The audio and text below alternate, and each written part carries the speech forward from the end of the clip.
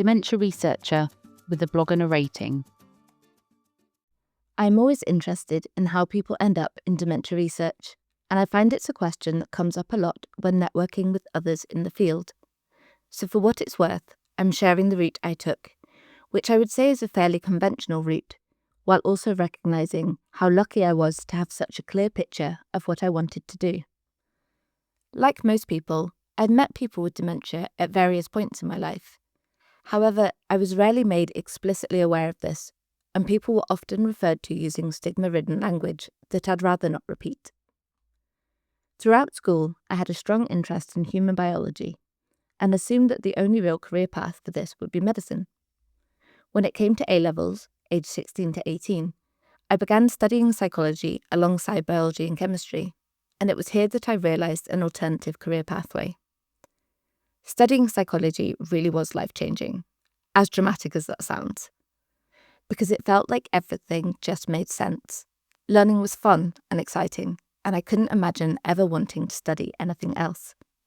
To this day, I remained very grateful to Claire Taylor and Sarah Morris, who recognised my love of the subject and went out of their way to help me learn as much as I could. I chose to study my undergraduate at Cardiff University because it was one of only a few universities at the time that offered a placement year as part of the undergraduate programme. I knew psychology was a very popular degree, and I wanted to make sure I was competitively placed to become a psychologist after my undergraduate studies. By the end of my second year at Cardiff, and fourth year of studying psychology, I'd still had no real exposure to dementia as a topic. Models of memory were included within cognitive psychology, but not within health-related topics. At this stage, I'd assumed that I would go on to clinical psychology with a special interest in children's health. However, when it came to finding a placement in Year 3 at Cardiff, it was very difficult to find a placement and seemed that the majority of the cohort were looking for the same thing. We were encouraged to explore placements in other areas, even if to no areas that we didn't want to work in. Looking back on this, I find it mind-boggling that I had assumed working in older adult psychology would be purely a short-term venture, and I think it speaks to how ingrained stereotypes of older adults can be. I hadn't considered just how meaningful, interesting, and humbling working with older adults could be. I moved to Scotland and began my year placement in older adult psychology, and it changed everything.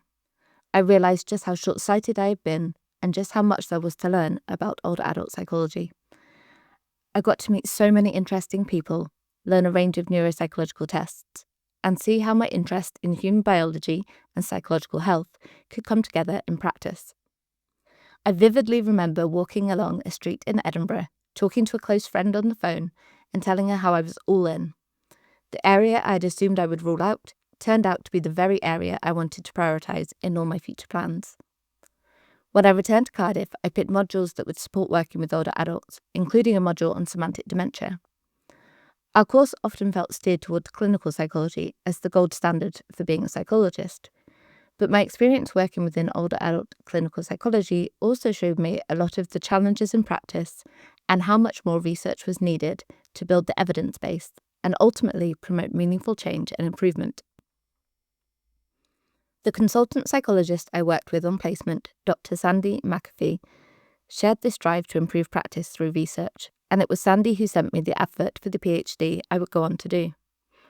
Although I'd been working on a PhD proposal while finishing my undergraduate studies, the advertised PhD grabbed my attention because it included working a day a week clinically with the Neuroprogressive and Dementia Network, formerly the Scottish Dementia Clinical Research Network. My placement year had cemented just how valuable working in practice could be to shaping research, and it was a golden opportunity to do both. Over the next 3 years, I worked with the NDN facilitating clinical trials while conducting my own research into perceived stigma in early and late onset Alzheimer's disease and how it shaped future outlook, supervised by Professor Alison Bowes and Dr. Jane Robertson. So much of the topic focus came from conversations I had each week with people with lived experience.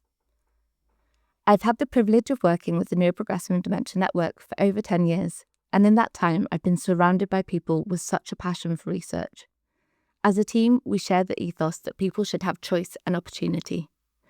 In the last few years, I've led patient and public involvement through Partners in Research. This role has felt like all of the aspects of learning and practice clicking together, including interest in psychology, clinical trials, and most importantly, making sure people with lived experience are actively involved in the work we do. I reflect more on this work within our co-produced book on dementia that we published in 2023. Thank you for listening. Join the dementia research bloggers and share your own views.